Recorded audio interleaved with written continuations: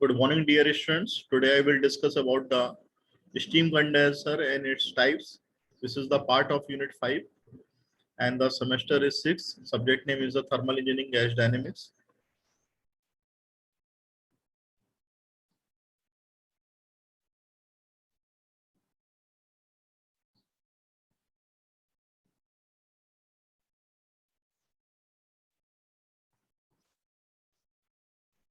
This is the outline of today lecture.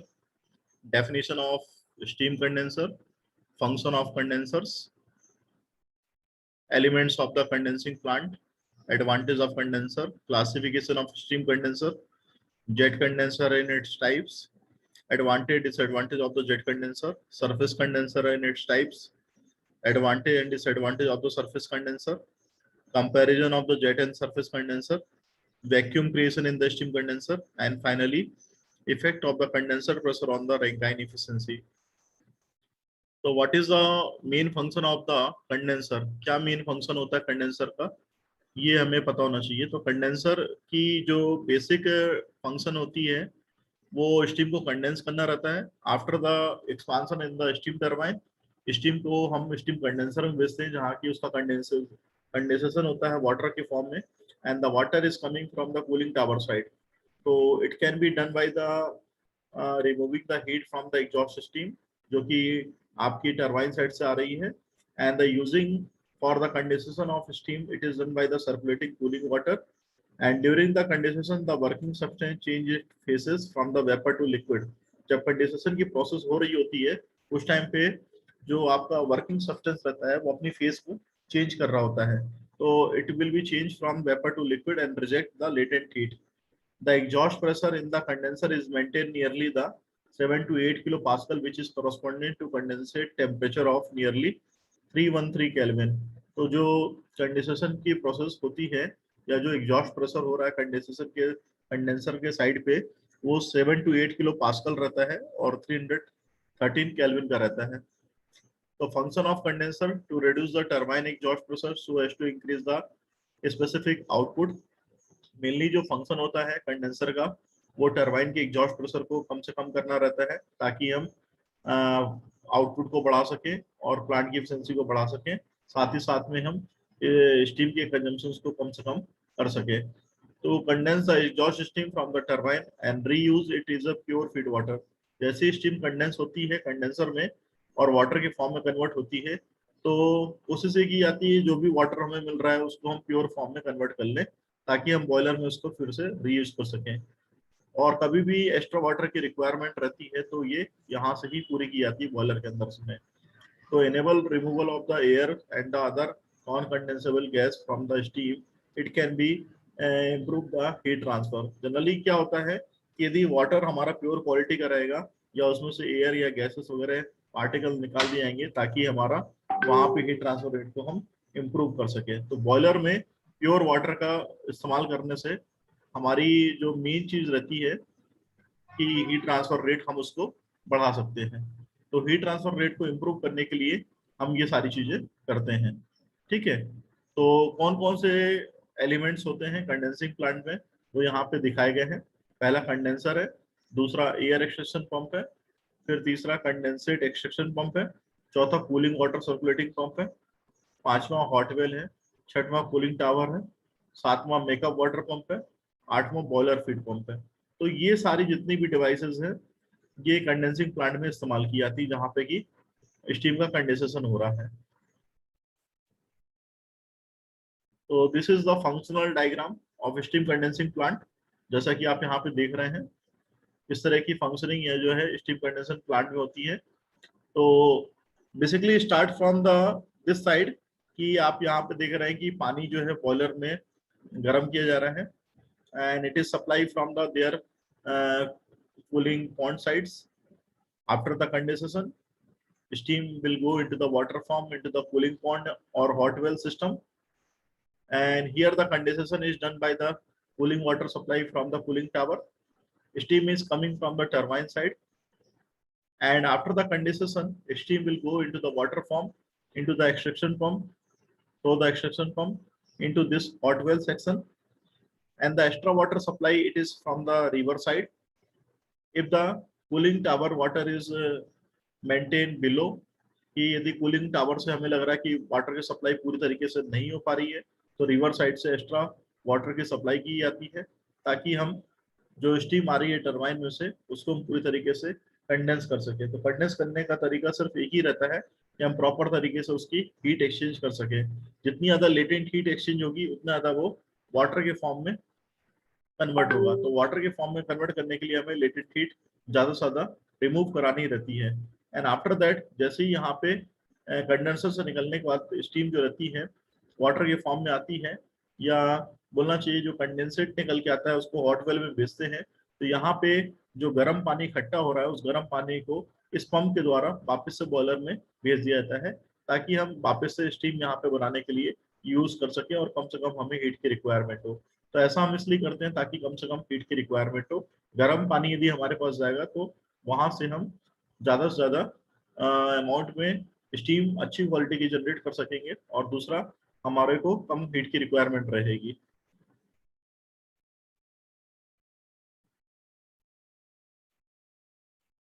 तो what are the advantage of a condenser, क्या क्या advantage हो सकते हैं। पहला एडवांटेज है कि स्पेसिफिक वर्क आउटपुट को बढ़ाता है। यदि वर्क आउटपुट बढ़ेगा तो जाहिर सी बात है कि थर्मल इफिशिएंसी बढ़ेगी, बिकॉज ऑफ किसी भी प्लांट की थर्मल इफिशिएंसी जो रहती है वर्क आउटपुट और हीट एडिशन पे डिपेंड करती है। तो वर्क आउटपुट आपका यदि बढ़ रहा है तो उससे कॉरस्पॉन्डिंगली हमारी थर्मल इफिशिएंसी बढ़ जाएगी। तो थर्मल इफिशिएंसी यदि बढ़ रही है तो यहाँ पे जो वाटर की कॉस्ट है वो भी हमारी सेव होती है, जो कि पानी को सप्लाई किया जा रहा है ताकि कंडेंसेट को हम रिटर्न कर सके बॉयलर के साइड में। And the cost of water softening plant is also reduce since the pure feed water is available for the boiler. जो वाटर सॉफ्टनिंग प्लांट की जो कॉस्ट है वो रिड्यूस होती है ताकि हम फीड वाटर जो भी अवेलेबल हो रहा है बॉयलर में उसको हम चेक कर सके। क्या क्लासिफिकेशन हो सकते हैं कंडेंसर के। These are the classification of the condenser according to the type of flow. Parallel flow type का कंडेंसर होता है, काउंटर फ्लो होता है, क्रॉस फ्लो होता है। According to the cooling action jet condenser होता है, जैसे मिक्सिंग टाइप का कंडेंसर बोलते हैं। जेट कंडेंसर में तीन चार तरीके के कंडेंसर दिखाए गए हैं। Low level parallel flow jet condenser, low level counter flow jet condenser, high level jet condenser, ejector jet condenser. And another thing is the surface condenser जो कि नॉन मिक्सिंग टाइप का होता है। ये भी तीन चार तरीके, चार पांच तरीके का होता है। पहला आपका डाउन फ्लो टाइप का सरफेस कंडेंसर है, दूसरा सेंटर फ्लो टाइप का है, तीसरा इन्वर्टेड फ्लो है, चौथा इवेपोरेटिव टाइप का है, और पांचवा रीजनरेटिव टाइप का कंडेंसर है। जेट कंडेंसर की यदि बात करेंगे तो जेट कंडेंसर में जो कंडेंसेशन की प्रोसेस होती है उसमें एग्जॉस्ट सिस्टम और कूलिंग वाटर डायरेक्टली कांटेक्ट में आते हैं, जिस वजह से जो कंडेंसेट होता है वो काफी पुअर क्वालिटी का अचीव होता है। तो जो फाइनल टेम्परेचर है कंडेंसेट का एंड कूलिंग वाटर का leaving the condenser it is same, and the such condenser are normally use for the small power unit because of the जो कंडेंसेट हमें मिल रहा है वो मिक्सअप फॉर्म में मिल रहा है। It can B use when the cooling water is cheaply and the easily available. इसको वहां पे इस्तेमाल किया जाता है जहाँ पे कि कूलिंग वाटर कम मतलब इजिली अवेलेबल होता है, या आपको बहुत ज्यादा कॉस्ट पे नहीं करनी पड़ती है। And these condenser are not usually employed since the condensate collected and can not be reuse in a boiler. इस तरह के कंडेंसर को वहां पे इस्तेमाल करते हैं जहां से कि कंडेंसेट होने के बाद उसको दोबारा से रीयूज नहीं कर सके बॉयलर में। और क्योंकि उसमें इम्प्योरिटीज रहती हैं, डस्ट रहता है, ऑयल रहता है, मेटल पार्टिकल रहती हैं, जिसके कारण से कि हम इसको वापस से यूज नहीं कर सकते हैं। तो ये first type of low level parallel flow jet condenser है। जेट कंडेंसर में जो पैरेलल फ्लो टाइप का जेट कंडेंसर है वो है जिसमें कि एग्जॉस्ट सिस्टम और जो आपका कूलिंग वाटर है वो आपका सेम डायरेक्शन में फ्लो होते हैं, उसे हम पैरेलल फ्लो जेट कंडेंसर बोलते हैं। और लो लेवल इसलिए बोला गया है ताकि यहाँ पे बहुत ज्यादा हाई लेवल पे हम जो बोलना चाहिए लेटेंट हीट का जो विड्रॉवल है, या बोलना चाहिए स्टीम का जो कंडेंसेट फॉर्म है वो प्रॉपर तरीके से ज्यादा अमाउंट में नहीं मिल पाता, इसलिए हम इसे low level parallel flow jet condenser बोलते हैं। तो exhaust system and the cooling water both flow in the same direction and the wet air pump is used for the extract the mixture of the condensate air and coolant, and this limit the vacuum created in the condenser up to the 600 mm of the Hg। तो यहाँ पे आप देख रहे हैं cooling water it is supplying from the left hand side and the steam is coming from the top hand side. Condenser cell it is making of the outside of the cell and wet air pump, it is making of the bottommost side for the removal of the condensate and the air and coolant. These are the impurities can be taken from the bottom side. Low level counter flow jet condenser की बात करेंगे तो यहाँ पे दोनों opposite direction में flow होते हैं। कूलिंग जो वाटर है वो अलग डायरेक्शन में फ्लो होता है और एग्जॉस्ट स्टीम जो है वो अलग डायरेक्शन में फ्लो होती है। इसके हिसाब से यहाँ पे जो आपका रिक्वायरमेंट है या बोलना चाहिए जो कूलिंग वाटर की सप्लाई है from the top of condenser and from the side of the condenser, it can be done regularly basis, and the water flow in the downward direction through a series of the perforated tubes. जितने भी water flow हो रहा है downward direction में उसको tube के through pass किया जाता है। Steam can be condense while it comes in contact by the falling water. तो after the falling water steam will get condensate. The air pump always maintain the required vacuum in the condenser. Air pump का as usual work जैसा कि आपने parallel flow jet condenser में देखा था कि condensate को एक्सट्रैक्ट करने का काम करता है और ताकि हम कूलिंग वाटर की कैपेसिटी को बढ़ा सके। And the excess amount of the condensate from the hot well flow into the cooling pond by the overflow pipe. This is the amount, जितना भी एक्सेस अमाउंट का कंडेंसेट निकल के आ रहा है हॉट वेल से उसको हम कूलिंग पॉन्ड में ले आते हैं ओवरफ्लो पाइप के थ्रू। हाई लेवल टाइप का जेट कंडेंसर और बैरोमेट्रिक जेट कंडेंसर। तो लो लेवल टाइप के जेट कंडेंसर में कंडेंसेट जो है ज्यादा क्वांटिटी में इकट्ठा नहीं हो पाता था, ताकि हम उसको इम्प्रूव करने के लिए या क्वालिटी को बढ़ाने के लिए हाई लेवल टाइप के जेट कंडेंसर को यूज कर रहा है। तो condenser shell is install at a height greater than that of atmospheric pressure in water column, that is 10.33 metre. A tall pipe more than the 10.33 meter length is attached to the bottom of the condenser, and this allows the condensate and the coolant to be discharged from the condenser under the gravity action. Hence a condensate extraction pump is not required. तो यहाँ पे condensate extraction pump की requirement नहीं रहती है and the water from the hot well will not be able to rise into the condenser and the flood of the turbine due to the vacuum pressure maintain is the condenser. तो यहाँ पे इस तरह की दिक्कतें चलती रहती हैं जिसकी वजह से हम हाई लेवल टाइप के जेट कंडेंसर को यूज करते हैं, जैसे कि हम बैरोमेट्रिक जेट कंडेंसर भी बोलते हैं। तो it can be done by the these are the baffles which are using for the clearly condensation of the steam will be taking place under the contact of the circulating water which is supplying from the cooling tower side. This is the ejector condenser जो आप यहाँ पे convergent type के nozzle देख रहे हैं, छोटे छोटे नोजल। तो कूलिंग वाटर को सप्लाई यहाँ से करते हैं, exhaust steam is coming from this side and the non returning valve जो कि आपका वापस से स्टीम को कैरी करने का काम करता है। If the steam will be going to the backside, then non-returning valve is acting, which is passing of the exhaust stream into the system. In this cooling tower, enter from the top of the condenser at least under a head of 6 meter of water pressure with the help of the centrifugal pump, and then it is passes through a convergent nozzle. तो ये आप जो देख रहे हैं पानी जो है कूलिंग टावर से सप्लाई किया जाता है and it is coming from the 6 meter of water pressure height, and it can be supplied by the centrifugal pump and passes through the centrifugal nozzle, finally leave through a convergent divergent nozzle. तो finally इसको convergent divergent nozzle के through pass किया जाता है। जो non returning valve है वो आपकी प्रिवेंटिंग करता है जो rush of water it is coming from the hot well to the engine in case of the cooling water supply fails. यदि पानी कूलिंग वाटर की सप्लाई यदि फेल हो रही है तो जो पानी है rush of water which is coming from the hot well to the engine which is maintained by the non-returning valve, it can be maintained by the non-returning valve also, and the momentum of the flowing water is used to remove the mixture of the condensate. जो momentum रहता है flowing water का उसको use किया जाता है ताकि mixture की जो क्वालिटी है उसको रिमूव किया सके और बोलना चाहिए जो इम्प्योरिटी उसको रिमूव कर सके। And the without any ad of the extraction pump it can be remove. What are the advantage and disadvantage of the jet condenser? Firstly, advantage ये सिंपल होता है डिजाइन में, चीपर है, लेस फ्लोर एरिया की requirement रहती है jet condenser में। Disadvantage देखेंगे तो कंडेंसेट जो रहता है प्योर क्वालिटी का नहीं मिलता है जिसको कि हम रीयूज कर सकें और इस कारण से उसकी वैक्यूम एफिशिएंसी आपकी कम होती है। सरफेस कंडेंसर जिसमें कि स्टीम और वाटर जो है डायरेक्टली कॉन्टेक्ट में नहीं आते हैं। यहाँ पे आप देख रहे हैं नंबर ऑफ ट्यूब्स लगी रहती हैं जिसमें कि वाटर फ्लो होता है, जैसे कि हम वाटर बॉक्स के नाम से भी जानते हैं। कि ट्यूब जो है water box is containing of the number of the tubes and the exhaust stream which is coming from the top end side and the turbine side which is entering and the passing through the surrounding of the tubes in which the tube carrying out the water and the buffers are the providing to the circulation of the condensate from the one side to another side and the cooling water out it is from the another side. This is the condensate which is collected at the bottom side to the going into the hot well section and the cooling water is supply from this section कि एक side से जो है cooling water supply किया जा रहा है from the source side and it is coming through the another side exhaust system is coming from this side and the condensate is collected at the bottom of the side and the tube is carrying up the water which is supplying from the source side. This is the first type of the surface condenser which is called a down flow surface condenser.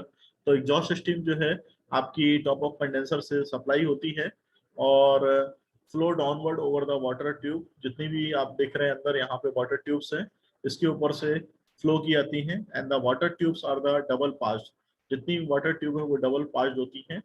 Cold water flow in the lower side first and then in upper side in the reverse direction which enables the maximum heat transfer. तो double pass होने से system से सीधा सा फायदा ये रहता है कि वाटर जो है बोलना चाहिए कोल्ड वाटर लोअर साइड से पास किया जाता है पहले और उसके बाद दूसरे साइड से जहां से कि उसका जो बोलना चाहिए माउथ है ओपन होता है वहां से पानी जो है दूसरे साइड से फ्लो होता है ताकि हम मैक्सिमम हीट ट्रांसफर कर सकें. तो आप यहाँ देख रहे हैं कि steam is coming from this sides tubes is this sides जो कि आप देख रहे हैं सराउंडिंग्स में है and the air cooling section baffle on this side जो लगी हुई है ताकि एयर को निकालने के लिए हम पंप का इस्तेमाल करते हैं and finally condensate which is collected at the bottom side which is collected to this side and through the using the extraction pump जहां से कि कंडेंसेट को यूज कर लिया जाता है. This is the central flow surface condenser in which the exhaust stream is coming from the sides and the water is flowing through the center directions. The steam flow the radially inward. Steam जो है radially inward आती है and then condensate is collected at the bottom of the cell from the water where it is taken out by the condensate extraction pump. So it is a differentiate between the down flow and the center flow. Down flow में bottom side पे collection होता है जबकि central flow में collection is taking place of the central manner. The steam get access to the entire periphery of the tubes. जो steam है tubes के surroundings में flow होती है and thus large surface area for the heat transfer is available as compared to the down flow. Comparing to the down flow type अपने को large surface area मिलता है जो कि कंडेंसेट करने के लिए सही रहता है. Inverted flow type of condenser the steam enter the bottom of the shell and the air extraction pump connected at the top. जो स्टीम है वो सेल के बॉटम में इंटर करती है और एयर एक्सट्रैक्शन पंप के बॉटम में इंटर करती है जो कि टॉप में कनेक्टेड रहता है. Steam flow upward first and subsequently return to the bottom of the condenser. Steam पहले जो है ऊपर की तरफ मूव करती है and subsequently return to the bottom of the condenser. The condensate extraction pump is connected at the bottom of the shell to extract the condensate. जो condensate extraction pump है वो जितनी भी स्टीम कंडेंस हुई है उसको निकालने के लिए यूज किया जाता है जो कि बॉटम साइड पे इकट्ठा होती है. This is the evaporative type of the condenser जो कि अलग टाइप का कंडेंसर जिसमें कि एवापोरेशन की मेथड को अप्लाई करते हैं जिसमें कि कूलिंग वाटर के एवापोरेशन को यूज करके कूलिंग इफेक्ट बढ़ाया जाता है ताकि हम स्टीम को कंडेंस कर सकें. तो this is the functional diagram in which the steam is supplying from the left hand side and the cooling water it is supplying from the another sides. Makeup water is supplying from this sides and the cold air is supplying from the this sides. So when the water is taking as the evaporation manner there will be a more cooling effect will be done and the steam will be more condensed.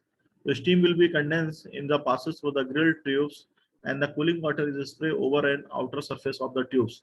So there is a functional diagram in which the steam is flowing through this is the grill tubes and the water is coming from the top and side and the this is the spray nozzle form which is spraying in the grill manner of the steam which is taking of the steam inside of the steam. The evaporative condenser are the most suitable for the small plant. ये इस तरह के जो condenser होते हैं छोटे power plant के लिए सुटेबल रहते हैं जहाँ की कोल्ड वाटर जो है लिमिटेड रहता है, जहाँ पे कि ज्यादा सप्लाई में कोल्ड वाटर नहीं रहता है। क्या एडवांटेज और डिसएडवांटेज सरफेस कंडेंसर के? एडवांटेज हाई वैक्यूम एफिशिएंसी होती है, प्योर कंडेंसेट आपको मिलता है, लो क्वालिटी की कूलिंग वाटर को इस्तेमाल कर सकते हैं, and it allows the expansion of the steam through a higher pressure ratio. इसको हम ज्यादा प्रेशर रेशियो में के तहत अप्लाई कर सकते हैं, या बोलना चाहिए ज्यादा एक्सपांशन रेशियो इससे हम अचीव कर सकते हैं। डिसएडवांटेज जो है, लार्ज अमाउंट में वाटर की रिक्वायरमेंट रहती है, कंस्ट्रक्शन जो रहता है कॉम्प्लिकेटेड रहता है, मेंटेनेंस जो है इसकी कॉस्टली रहती है, और स्किल्ड वर्कर की रिक्वायरमेंट रहती है, and the large floor area is also required. This is the main disadvantage of the surface condenser. This is the comparison of the jet and the surface condenser in the tabular form. Here the cooling water and the steam are the mix up. This is the first criteria in the jet condenser, whereas in the surface condenser cooling water and the steam are not mixed up. In the jet condenser requiring the small flow space area because of the using for the low power plant, also a small power plant, and requiring a large floor space area because of the tube containing the water and the steam is flowing the surrounding sides. Third is the steam condensate cannot be used because of the feed water contain as the impurities. So similarly, in this case, the condensate can be used as a feed water to boiler as not mixed up with the cooling water. More power is required for the air pump. This is the less power is required for the air pump. Less power is required for the water pump. Here it is the more power is required for the water pump. Require the less quantity of the cooling water. It is require the large quantity of the cooling water. The condensing plant is simple. Here the condensing plant is complicated. It is less suitable for the high capacity plant due to the low vacuum efficiency. More suitable for the high capacity plant as the vacuum efficiency is high. What is the source of air in the condenser? Condenser में air कहाँ से enter करती है, और यदि enter करती है तो उसका इफेक्ट क्या होता है? तो ambient air leaks to the condenser chamber at the joint के थ्रू एयर जो है कंडेंसर साइड पे लैंड अंदर घुसती है, and the glands which are the internally under pressure lower than that of the ambient. यहाँ पे जो प्रेशर रहता है बहुत कम रहता है comparison to the ambient pressure से, जिसमें कि एयर अंदर वहां पे एंटर करती है। Another source of the air, it is the dissolve air with the feed water. कई बार फीड वाटर जो कि सप्लाई हो रहा होता है वहां पे भी एयर मिक्सअप हो जाती है, जिसकी वजह से प्रॉब्लम क्रिएट होती है। तो what are the effect of the air leakage? यदि एयर अंदर आ चुकी है तो उससे क्या इफेक्ट होते हैं? पहला जो इफेक्ट है, the presence of air lower vacuum in the condenser. Vacuum proper तरीके से नहीं बनता है, जिसके कारण से कि वैक्यूम इफिशिएंसी, कंडेंसर इफिशिएंसी और प्लांट की इफिशिएंसी सब कम हो जाती है। वहां से हमारा जो बैक प्रेशर है प्लांट का वो इंक्रीज हो जाता है, एंड द कॉन्सिक्वेंटली जो वर्क आउटपुट है वो आपका डिक्रीज हो जाता है। तो ये सारी चीजों को इम्प्रूव करने के लिए हमें एयर को लीकेज नहीं करवाना चाहिए, या बोलना चाहिए जो जॉइंट से काफी मजबूत होने चाहिए, या कभी भी फीड वाटर के साथ में एयर को मिक्सअप नहीं होना चाहिए। दूसरा इफेक्ट एयर लीकेज का, air has a very poor thermal conductivity, has the rate of the heat transfer from the vapour to the cooling medium is reduce. यदि एयर पानी के साथ में मिक्सअप होती है या कंडेंसेट के साथ में मिक्सअप होती है तो उस केस में बहुत कम चांस रहता है कि वहां पे ज्यादा अमाउंट में हीट ट्रांसफर हो और कंडेंसेट हमें अच्छी क्वालिटी का मिल सके। The presence of air in the condenser corrode to the metal surface. Air के प्रेजेंस होने के कारण जो कंडेंसर में जो ट्यूब्स या बोलना चाहिए मेटल सरफेस रहती हैं उनको कोरोजन हो सकता है। Therefore the life of the condenser is reduce, जिसके कारण से कि जो कंडेंसर की लाइफ है वो रिड्यूस हो जाती है। What is the vacuum creation in the condenser? Vacuum किस तरीके से कंडेंसर के अंदर क्रिएट होता है? When the steam condense in a close vessel, the vapour phase of the working substance change to the liquid phase, and thus its specific volume is reduces to more than 1000 times। तो यहाँ पे जब भी आपका condensation की process होती है तो वहां पे जो वेपर फेज है वर्किंग सब्सटेंस की लिक्विड फेज के रूप में चेंज होती है, या बोलना चाहिए स्पेसिफिक वॉल्यूम रिड्यूस होता है, ताकि हम उसे 1000 टाइम तक में दिखा सके। तो स्पेसिफिक वॉल्यूम के चेंज होने की वजह से जो एब्सोल्यूट प्रेशर है वो कंडेंसर के अंदर का फॉल होता है बिलो द एटमॉस्फेरिक प्रेशर, और जिससे कि हमारा हाई वैक्यूम क्रिएट होता है। तो minimum pressure that can be attend depends on the temperature of the condensate and the air present in the condenser. यदि मिनिमम प्रेशर आपको चाहिए है जो कि टेम्परेचर ऑफ कंडेंसेट पे डिपेंडेंट है और आपकी जितनी एयर प्रेजेंट हो रही है उस पर डिपेंडेंट है। The absolute pressure in the condenser that is the differences of the atmospheric pressure minus of the vacuum gauge pressure reading. So this is the case for the vacuum creation in the condenser. तो vacuum को achieve करने के लिए हमें pressure को काफी कम करना पड़ता है, काफी कम प्रेशर पे हमें स्टीम को कंडेंस करना रहता है ताकि हम वैक्यूम प्रेशर को अचीव कर सके या वैक्यूम की कंडीशन को अचीव करेंगे। जितना कम से कम प्रेशर होगा, जितने कम से कम प्रेशर पे स्टीम कंडेंस होगी, उतना ज्यादा वैक्यूम एफिशिएंसी हमारी बढ़ेगी।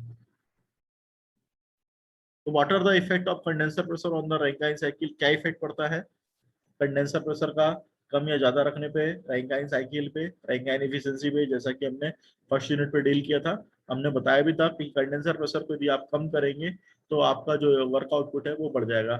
उसी चीज को यहाँ पे डायग्राम में दिखाया गया है, जो आप यहाँ पे देख रहे हैं कि यहाँ पे पहले कंडेंसर प्रेशर ये था, उसके बाद कंडेंसर प्रेशर को हमने कम कर दिया। तो कंडेंसर के प्रेशर की कम करने से आप यहाँ का जो एरिया देख रहे हैं, ये जो एरिया आप देख रहे हैं ये आपका रिड्यूस हो गया। पहले आपका एरिया इतना ज्यादा और था, तो इस एरिया को हमने वो कर लिया, हीट रिएक्शन एरिया जो है हमने बचा लिया। हीट रिएक्शन जितना कम से कम होगा उतना बढ़िया रहेगा। तो यहाँ पे हमने हीट रिएक्शन कम कर लिया। और साथ ही साथ में यहाँ पे जो देख रहे हैं एक्सपांसन, जो आपका 3 to 4 हो रहा है टरबाइन में, पहले 3 to 4 हो रहा था, तो 3 to 4 की वजह से हमारा प्रॉपर तरीके से कंडेंसेशन नहीं हो पा रहा था, ये बोला कि ये प्लांट आउटपुट नहीं बढ़ पा रहा था। प्लांट आउटपुट को बढ़ाने के लिए हमने जो हीट रिएक्शन रेट है वो यहाँ पे कम कर दिया, तो हमारा जो स्पेसिफिक वर्क आउटपुट है वो बढ़ जाएगा comparison to the this condenser pressure. तो lowering the condenser pressure will increase the area enclosed by the cycle on a TS diagram, which indicate that the net work will be increased, thus the thermal efficiency of the cycle will be increased। यदि net work output बढ़ेगा तो thermal efficiency भी बढ़ जाएगी। And the lowering the back pressure causes the increase in the moisture content. यदि back pressure को आप कम रखेंगे तो मॉइस्चर जो कंटेंट है वो बढ़ेगा, और जिसके कारण से कि हमारा यहाँ पे जो आपकी प्रॉब्लम है वो आपकी, बोलना चाहिए लिविंग द टरबाइन बढ़ जाएगी, या बोलना चाहिए जो वाटर कंटेंट पार्टिकल है वो बढ़ जाएगा। increase in the moisture content of the steam in the low pressure stage, there is a decrease of the efficiency and the erosion of the blade may be a very serious problem, and also the pump work will require be high। तो यहाँ पे आपकी जो pump work है वो भी आपका बढ़ जाएगा। पहले पंप वर्क ये था आपका 1 to 2 था, अब पंप वर्क आपका 1 to 2 हो गया।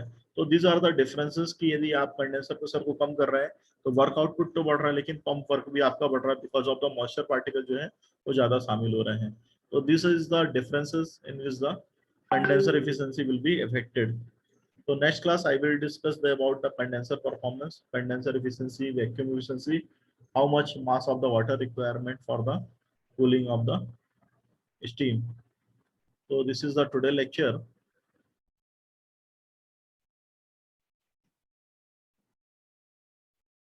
Thank you.